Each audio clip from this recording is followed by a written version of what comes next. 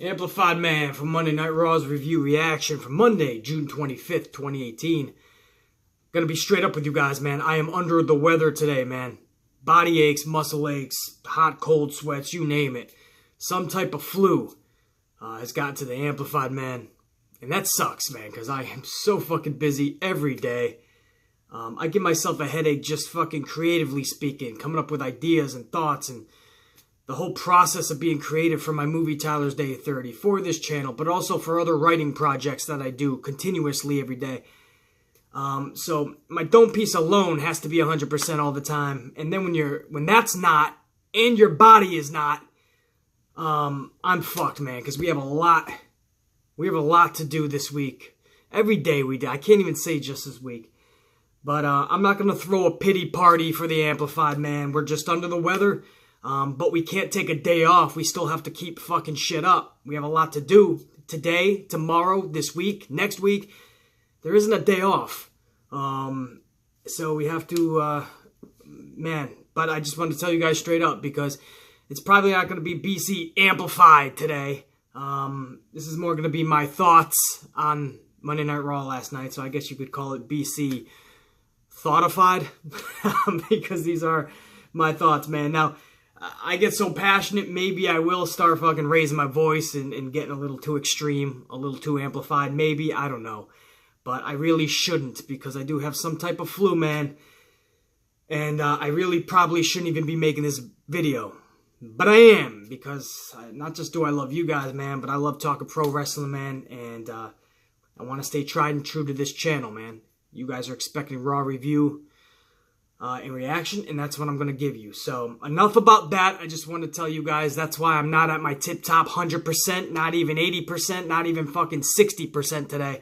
But I'm going to give you guys my thoughts, man. And I'll start right from the top. I might miss some stuff on purpose. I'm going to get to some of the main stuff and some of the not-so-main stuff. But Kurt Angle starts off Monday Night Raw. He starts talking about how he is going to have a big announcement. And that announcement is that at Extreme Rules, it will no longer be a multi-man match to determine who goes on to take on Brock Lesnar at SummerSlam. I think before he was able to spit that out, Roman Reigns came down to the ring. Roman Reigns started pleading his case, so why he should be the one to take out Brock Lesnar. This brings out Bobby Lashley, just like I believe last week, right? Bobby Lashley comes out. He starts pleading his case, why he should be the one taking out Brock Lesnar. And then you just have Roman and Bobby Lashley going spit for spat. And Roman Reigns, again, second week in a row, looks good on that fucking mic, man. He's coming out with a new confidence. That's really good to see. The confidence, man. Because when you have confidence, man, even when you butcher or botch or fuck up, man, when you got the confidence, a lot of that can be overseen. Or the crowd is willing to oversee because you got so much fucking chutzpah. You got so much confidence. So it's good to see Roman Reigns with that confidence, man. He's not blubbing his lines because he's just going at it. He's saying, fuck it, man. Maybe it's being in there with Lashley. Because you can tell Lashley's not good on that microphone. He's not comfortable on that mic. There is no confidence when Lashley's on the mic, so maybe Roman feeds off that. When you have Roman in there with, like, John Cena on the microphone, John Cena's the utmost confidence on that mic. You know, Roman kind of felt like the second fiddle in there, and you could tell his self-esteem on that microphone was null. There was nothing there. But now in there with Lashley, there's this chutzpah, this gusto, this confidence, and Roman Reigns looked good on the mic yet again. This finally brought Kurt Angle to his announcement saying there will not be a multi-person match, so they start bickering or who it should be again. This brings out the Revival. And I'm like, what is the Revival doing kicking off my fucking Monday Night Raw, right? The Revival. Because even if you wanted to give them a push right now, you're not going to start right now, man. They just lost against, what, Lashley and Reigns last week. So they come out. They do another lackluster bullshit promo on Lashley and Roman, and we have a match, second week in a row, between the Revival and Lashley and Roman. That's how we kick off Monday Night Raw. Nothing gets us more excited for 3 hours plus of pro wrestling than the Revival taking on Lashley and Roman. A match we just saw last week. They just gave us a fucking rematch nobody wanted to see then, and now we got to see it fucking last night, and that's what we saw. We didn't just see it, we saw it for over fucking 15 minutes. Well past the first half an hour of Raw, this match was still going on. You know, if it takes Lashley and Roman, and they lost, obviously, because this was to show that there's tension and dissension between Lashley and Roman. They both want Brock so bad, they can't even coexist together. That's the story they want to tell. I could have gotten there so many different ways, better ways, more creative ways than just giving us the same bullshit as last week. But that's the way they chose to go. Now, first of all, put aside the fact that they lost. Even if they won, it took them that long, 15 to 20 fucking minutes up front at least, to take on the Revival. Still ended up losing, but even if they won, the Revival, it took them that long to come up with a winner. And I'm supposed to believe either one of them is going to beat Brock fucking Lesnar? It's not believable to me. Reality speaking, you booked the Revival like absolute fucking, a couple of fucking tangerines. That's how you book them. And now all of a sudden they come out and they beat Lashley and Roman and we're supposed to believe what? The Revival are contenders now? The Revival is a good team now? You can make them win 100 matches in a row. I said it a million times before, I'll say it a million times more. They're never going to get over with the crowd. They don't have that chutzpah with the crowd on the main roster. In NXT, they were the big fishes in a small pond. Here, small fishes in a big pond. The Revival doesn't have what it takes to go over. They don't have that connection with the crowd. That was a shitty and, dare I say, boring way to kick off Monday Night Raw. I don't ever want to see that again. Matt Hardy came out, and he was going to have a match with Curtis Axel. B-Team had another Titantron moment where they're dressed up as Woken Hardy and Bray. And at the end of that promo, they started getting engulfed by all the smoke that Bray usually has. So they were coughing. They couldn't get the promo done. So Curtis is like, just finish it, man. Finish the promo. And Bo goes, I'm trying. And he says something. And then he clicks his little light, his lamp, his little pretend lamp that he has, like Wyatt, man. And it won't shut. He's twisting it. He's snapping it. Finally, it shuts off. And they slowly go down. I like that, man. You guys know I'm a fan of this B-Team. I think they're comedic, but I also know that Curtis and Bo have some skill set and some delivery, man. When they get in that ring, they can show you a lot more than what they've been given the last 15, 16 months, especially. So that was good to see. It was a real fast match where Curtis Axel defeated Woken Hardy on some little misstep, and Matt Hardy kind of fell backwards. Curtis Axel gets the victory. And Matt Hardy and Bray go toe-to-toe with Curtis and Bo. You don't know if they're going to come to blows. But instead, Wyatt and Hardy, they just kind of... I think it was Matt Hardy, right? Yeah, he says, the way you just won that match, that was wonderful. And he starts clapping, gets the crowd to clap. And Bo and Curtis are like, okay, but that was creepy. They jump out of the ring. They start celebrating up the rampway. And now all of a sudden, Matt Hardy and Bray Wyatt are a little bit pissed, right? They're kind of eyeing him now, like, all right, we got your numbers, motherfuckers. That won't happen again. So, awkwardly done, oddly done, obviously, but I get where they're trying to go with it. I get the story, again, could have been done better, but B-Team looks strong. Wyatt and Hardy are trying to figure out what they have to do to really, like, get the one-up on them. So it tells the story okay, because at Extreme Rules, you have to have Wyatt and Hardy defeat the B-Team. As much as I love the B-Team, they have to get beat. The B-Team should not be getting those straps at Extreme Rules. So make them look strong now. Make it look like Hardy and Wyatt can't get their number for some reason. And then at Extreme Rules, they finally do, when it matters the most. So, next you had AOP, right? They have a backstage spat with Titus Worldwide, first of all, and then they come to the ring. So AOP comes back. They're returning from who knows where. I mean, it looked like there were so many issues with AOP up front. You wanted them to come back with a new sense of big fight field direction, and they just come out to a couple of jobbers. You had Dipshit McGillicuddy and Jack Bitchhands McGee. Those are the two jobbers. They take on AOP. AOP obviously squashes them and then continue the beatdown after the match. This brings out Titus Worldwide, And AOP just kind of takes off. Now, I like Titus Worldwide. You guys know that. I think you could do some fun stuff. I know I'm in the minority with that, but I think you could do some fun stuff with Titus Worldwide with Dana Brooke. I like them together. I don't think it was done correctly up to this point. But I also think AOP can destroy them, right? So what are they just taking off for? What are you running away from Titus Worldwide? I'd love to know. But they're setting up something for there. That looks like it's going to be a pre-show, kickoff show match for Extreme Rules down the line. But AOP did return.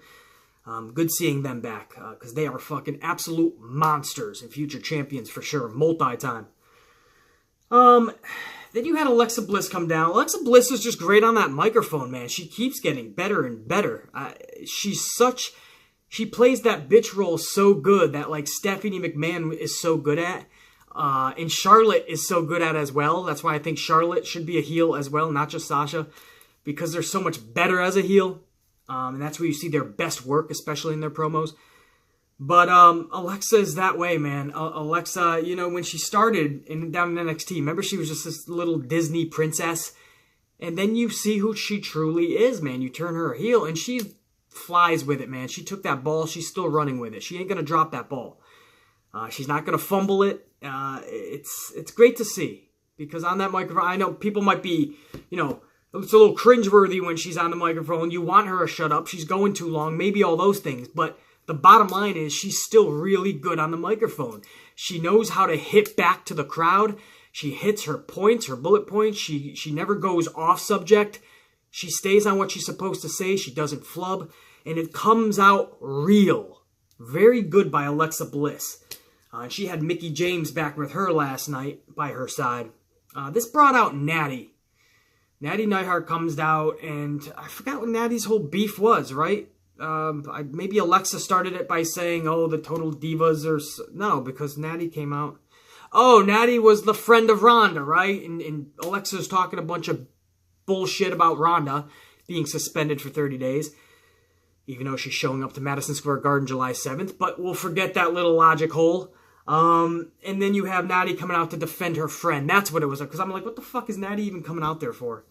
So Natty comes out to defend her friend, and Alexa Bliss is like, oh, I'm surprised you made it here, because weren't you just at some fucking resort beach on Total fucking Divas? And I know this because you put your whole life out there on social media. Let this be a lesson, boys and girls. Don't put your life on social media. You don't have to beg for attention or whatever the fuck she was saying. So she was hitting Natty pretty hard.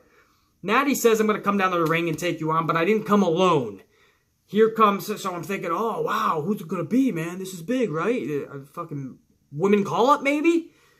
Right? Are they going to give some huge surprise out of nowhere? Is Vince actually going to get fucking shocking and creative all at once in the middle of a Monday Night Raw? But no, it's fucking Nia Jax. Her music plays. Nia Jax is the big surprise. I left on Twitter last night. Was I supposed to be excited for that? Because I just wasn't.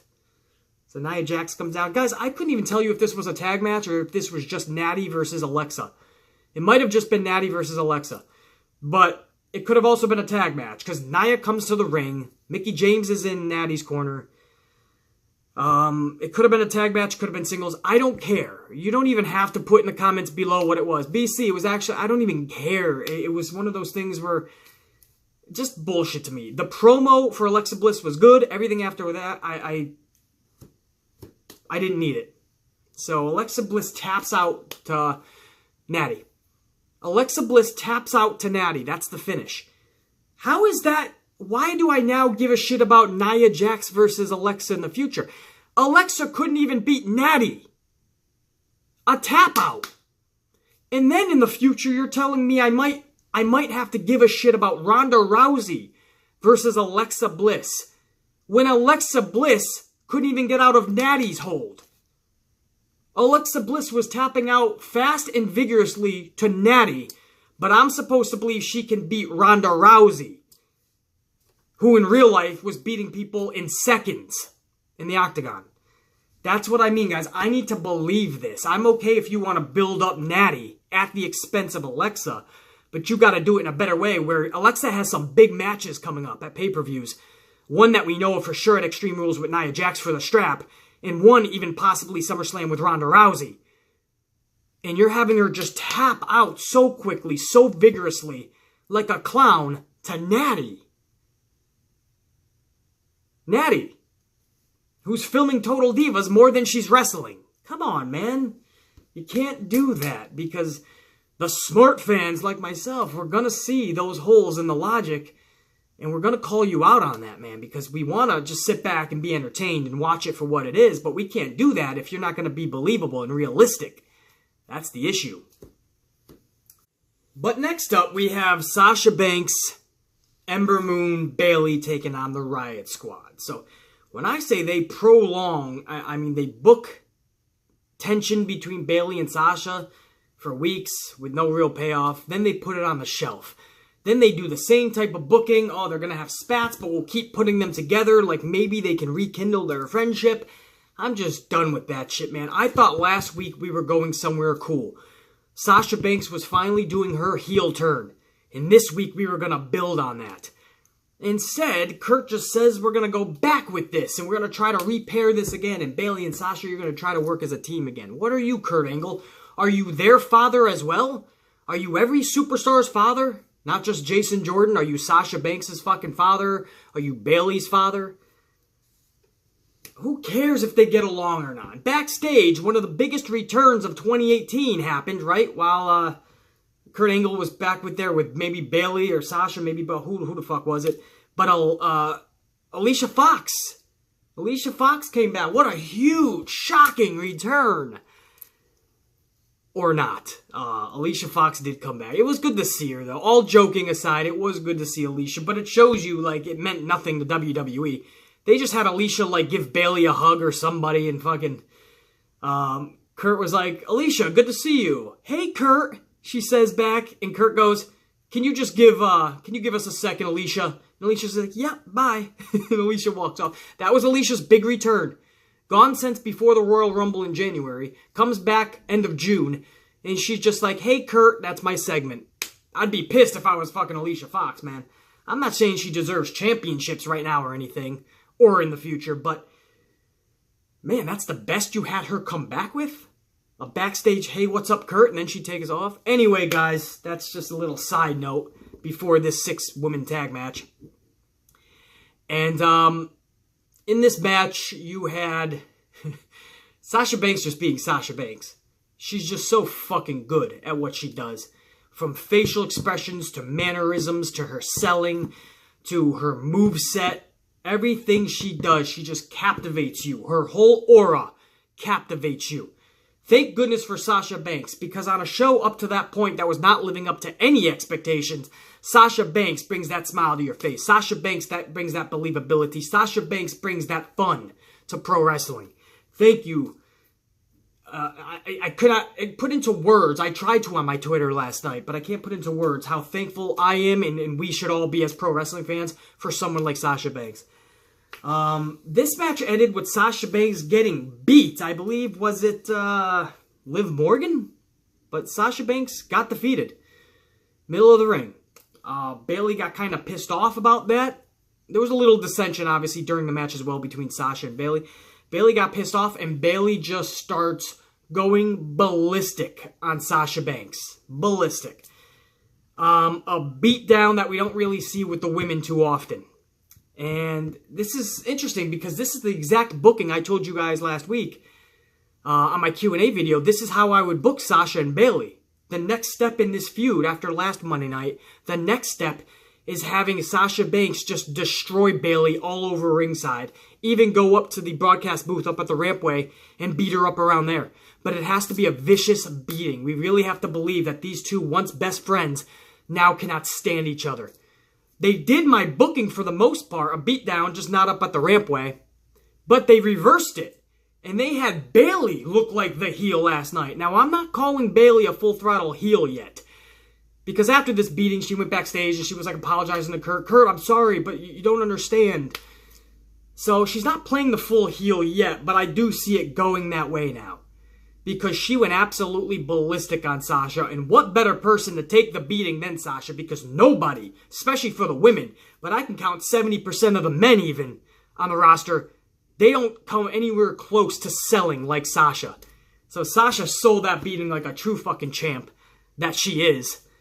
And Bayley just beat the fuck out of Sasha. I mean, I can say the same thing over and over. It was cool to see, but I gotta be honest, I don't see Bayley in that role. I don't know if I can believe her facial expressions, her mannerisms going forward as a heel. I hope I'm wrong. I hope she works on it.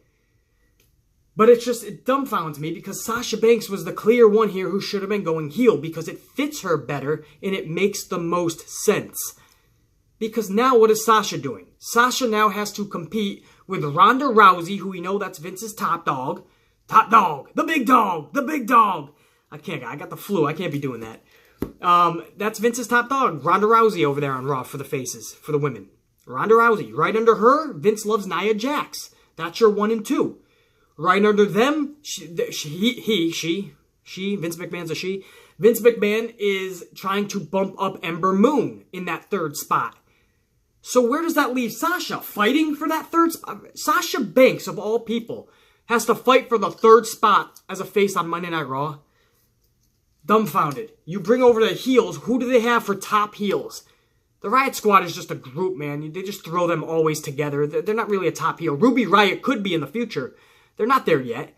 Who do you have? Mickey James? She's like a 50-50. She's a heel fucking 3 weeks. She's a face 1 week. She's going to turn on Alexa Bliss 2 more times and then get back with Alexa Bliss 7 times. Who do you have as a heel on Raw? Alexa Bliss. That's it. Alexa Bliss.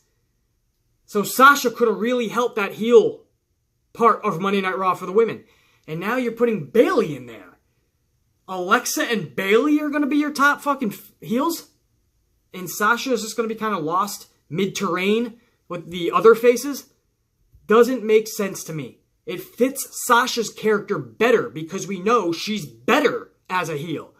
Whereas Bayley, none of us can say she's going to be great in this role. So they go backstage. Bayley starts apologizing to Kurt, and Kurt goes, no, you don't realize the jeopardy you're putting this show in and the damage you just did to Sasha. I need you to go to counseling next week. And Bayley's like, counseling? I don't need counseling. And Kurt Angle said, you will be at counseling next week. This reminds me of, remember Daniel Bryan and Kane? I think, didn't they have to go to like anger management or some shit? And they ended up hugging it out.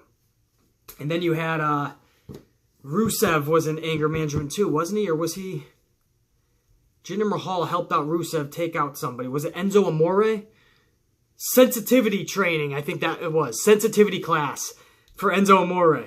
And that's when Jinder Mahal and Rusev. But these are one of those type class situations. I actually think these are entertaining if they do it like that. And they're going to have some weird schmuck as the doctor, you know. So if they do it correctly, it could come out entertaining. And I'm hoping that that's what they're doing, you know. And they got the little fucking actor, doctor. Dr. Dipshit McGee is going to be over there. And he's going to be like, oh, yes, what you need to do is, you know, fucking... I don't even know. What is it? Anger? What kind of class does she have to do? Fucking... Some type of... Oh, they didn't say. It was just counseling. See, this flu's getting to me, guys, man. My brain's like... Wah. So, counseling, right? Maybe they go over some anger and some sensitivity. Who the fuck knows? With Dr. Dipshit McGee. All right. So, anyway, guys, that was that. I loved it because Sasha Banks and Bayley get to continue this. And I think maybe we see a brawl inside Dr. Dipshit McGee's office next week between Sasha and Bayley. And we keep this thing going. I just personally would have flipped it. I would have had Sasha in that heel role. Also, guys, Mojo Rawley comes out to No Way Jose. No Way Jose's chilling. Mojo comes out. Mojo starts harassing the cheeseburger, Todd. This makes the crowd chant, "We want Todd." Please don't do that, crowd, because Vince McMahon will hire Todd. We saw that with James Ellsworth. So Todd, the cheeseburger, starts getting harassed, but he starts getting cheered. This brings out No Way Jose to the apron, to the outside, to defend Todd. And Mojo goes, no, I'm not fighting you tonight. Not going to happen. Goes to turn around, sucker punches No Way Jose. No Way Jose drops, and Mojo kind of just walks off. So a very intriguing storyline between Mojo and No Way. Who doesn't want to see Mojo and No Way at Extreme Rules? That's a match of a lifetime. Or not. I have no idea where that's supposed to be headed. Again, kickoff show, maybe, but do we even need to see that there? Probably not. Braun Strowman and Kevin Owens taking on Finn Balor and Constipated Corbin. Where the fuck did that come from? How is that? So anyway, I think it was Braun Strowman who said I want a team with Owens or some shit. And Constipated Corbin, Finn Balor, obviously get defeated by Braun and Kevin. And after this match, Kevin Owens is like celebrating and he's slapping the chest of Braun. And this pisses off Braun. So Kevin's like, sorry man, handshake. And Braun's got this look in his eyes like, I'm going to power slam you through the canvas in about 2 seconds. So Kevin Owens just runs away. And all the way to the backstage area. There's a camera backstage. Kevin Owens is running. He hides. Braun Strowman with his little lunchbox. Okay, this is what I was telling you guys. You guys, some of you are like, I don't know, BC. It's going to be fine with him with the briefcase. I told you it was going to look goofy as fuck. So this is one of those backstage segments where Braun is walking with gusto backstage yelling at everybody, where's Owens? Who saw Kevin Owens? Tell me where he is. You're going to get these hands. And as he's walking like supposed to be this monster badass, he's got his little fucking briefcase, which is a lunchbox compared to his size, and you know it. It is a lunchbox. There's no question that looks like a lunchbox. The only question is, what did his mom pack him in the lunch last night? Did he have that tuna sandwich? Was it egg salad? Did he have the Oreo cookies, or was it the chocolate chip?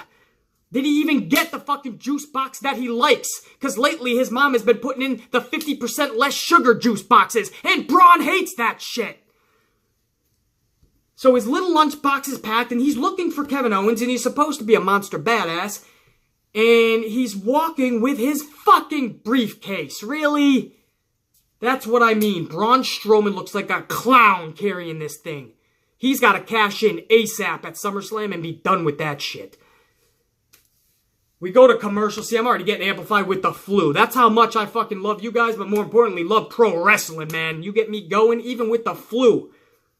A temperature, I'm going hot and cold sweats, my whole body's aching, and I'm getting amplified. But we come back from commercial break. Kevin Owens sneaks out from this coach's room, it says. And he gets security and goes, walk me out. A lunatic is following me. He gets to the outside. He says, I should be okay now. He walks up the long ramp to valet parking to get his car. He gets to valet. Give me my keys. The valet says, I don't have your keys. Owen said, give me my keys. I don't have your keys. They're all right there. Give me my keys. All the keys are there. Valet says, I don't have them. He does. He looks over. It's Braun Strowman. Got your keys right here. Oh, I did a good Braun, man. That was a good Braun. You want your keys? Come get them. And Kevin Owens is like, oh, no. Flicks some of his keys. He says, there's your keys. But you might have a problem riding away. There's your car. And he turns around. The whole car that's supposedly Kevin Owens' rental. That's what he said. Braun goes, I hope you have insurance. And you pan over, and the car is flipped upside down, smoking. People are running over with fire extinguishers. Kevin Owens is like, fuck me. Braun Strowman starts walking down the ramp back into the arena, just laughing with his monster laugh. With his little lunchbox, you know. He looks like a kid who just caused shit at recess. You know what I mean? They got to go outside for their fucking 15-minute recess. Braun is one of those kids that totally wreaked havoc, caused mischief, pranked, bullied, and now he's walking back into school with his lunchbox laughing, right? And Kevin Owens is like, fuck, man! So that was a fun thing, though, because WWE got a little creative, man.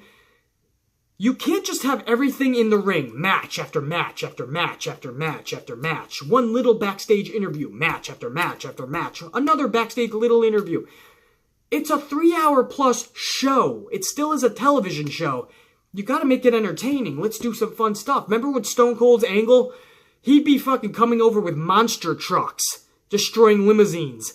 He would come over with a cement truck and fill Vince McMahon's Corvette with cement. He used to come into the arena with beer trucks. You could do so many fun things. Go to the outside.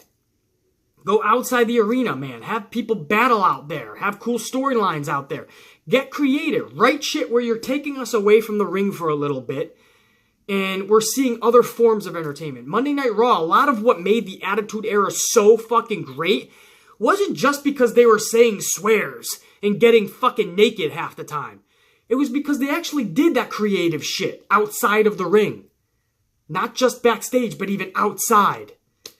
Vince McMahon's fucking exploding limousine. Things like that. I like that shit.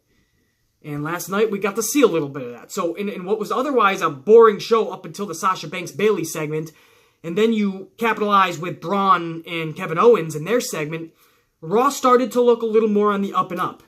And it only got better because the main event last night was for the IC strap. Champion Dolph with Drew McIntyre in his corner taking on challenger Seth Rollins. Rollins just dropped that strap to Dolph last week. So this is an immediate, I almost said cash in. This is an immediate rematch clause for Seth. And this match tore it up. They gave him ample amount of time. As much as that match looked awesome at home watching it, which is how I was viewing, watching that crowd, where were they? San Diego, I believe. Watching that crowd have so much fun watching Seth and Dolph, man. That's what invigorates me as a wrestling fan. That's what I love to see. Now you guys know why I don't like the Roman booking, right? Because now we at home, we have to put up with the fans being like, ugh, disgusted, boo, fuck him. And other fans going, yeah, but I like him. And it's kind of like, it's not contagious to the crowd at home. You like to have the crowd in attendance be so loud, having so much fun in unison, that it's so contagious you feel it at home. And last night during that main event, I felt that. So not only was I enjoying just a kick-ass match that was on fire, but then to see the crowd, man, that lit for that, got me even more into that match. That was really cool to see. And again, the match. Seth Rollins, I don't know if he's capable of having a bad fucking match. A paper bag in him, and Seth Rollins would make that match look good. And obviously Dolph Ziggler still has it. He never fucking lost it. You put them together, it's straight fire, man. No offense, Becky Lynch, but no pun, pun intended. It's straight fire. It really is. And that's what they did last night. Seth and Dolph lit it up. Match of the night, easily. Match of the week. I don't see anything on SmackDown tonight that's going to be able to beat that. Tore it down, guys. Really cool to see. Reminds me of an old school IC title match on Monday Night Raw, like a Shawn Michaels versus Mr. Perfect. Those type of matches, or Marty Jannetty versus Shawn Michaels for the IC strap. It reminded me of that because you have two guys that can go and two guys that went the distance with each other. And that's what sucks, is that the ending of this match, it was horrible timing for that. Drew McIntyre, who got kicked out earlier in the match, comes back and takes out the referee. So it's a disqualification. Seth Rollins wins the match, but Dolph keeps his strap. But this was Seth Rollins' rematch, so obviously he gets another rematch, right? Will they do it next week? Will they wait till Extreme Rules? Remains to be seen. But for a match that fucking great, I'll even say great, from Monday Night Raw, that was a great match. For a match to be that great, the crowd to be that into it, to have it end on a DQ like that, man, I really would have liked a decisive winner. Beggars can't be choosers. At least they went out there, they gave him enough time, and they tore it down, man. Drew McIntyre did look like a beast last night while they beat up Seth Rollins after the match, Dolph and Drew, until Roman Reigns comes down to the ring. That's right, Roman Reigns makes the save for Seth Rollins. So at Madison Square Garden, July 7th, Vince McMahon is having The Undertaker give Roman the rub again, because Roman is tagging up with Braun and Undertaker at Madison Square Garden, July 7th. So now it looks like he wants Seth Rollins to give some more rub to Roman Reigns. Roman Reigns comes out to save Seth Rollins. Now it was really cool to see Roman and Drew McIntyre. I think that's going to be a dynamite match when they finally go one-on-one with each other. And last night, we saw a little glimpse of that. Unfortunately for Drew McIntyre, he was on the receiving end of a little bit of an ass whooping, right? Dolph Ziggler took a nasty spear. While Roman was coming down to the ring, Dolph got speared out of his fucking boots. Then Roman hits the ring, takes out Drew McIntyre. And when it was all said and done, Seth Rollins and Roman Reigns are standing tall in the ring. But up at the rampway, Dolph and McIntyre are celebrating. They're holding on to the title. So both are kind of like, all right, this is obviously unfinished.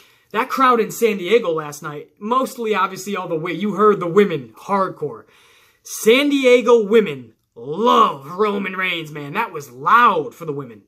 Very fucking big. Even a lot of the dudes too, so. I don't know. Is it working? Is Roman Reigns finally getting the cheers and adulation, or is that just the San Diego crowd and mostly just those women, right? I have no idea. But he was good on the mic last night, and his performances last night were good as well. So that goes to show you. It might sound like I dog Roman Reigns a lot. I don't. I call it right down the middle, man. When he's good and on his shit, he's good and on his shit. When I think something different and a change needs to happen, I'm going to call him out on that too, and the company. But that's how it ended. Roman Reigns, Seth Rollins looks like a little Shield mini reunion. I don't know, man. If you add somebody with Dolph and McIntyre, then obviously you would bring back Dean Ambrose. And then we have a third Shield run. You know, do we really need to see that? I wasn't too pumped to see Roman with Seth last night. But again, I was still running off the adrenaline of an amazing Intercontinental Championship match. That's it, guys. Tonight, SmackDown. Hopefully, we'll see where this flu takes me. I got a lot to do today, obviously, too. I hope to be with you guys tomorrow for SmackDown's review reaction. Even though there is a lot of work for me to do today, I have to take care of myself, too. I'm going to try to do that. I'm going to end this video now. Much love and respect to all you guys. Amplified Man, going to try to get better. Kick today's ass, guys. All right? Over and fucking out. Amplified Man.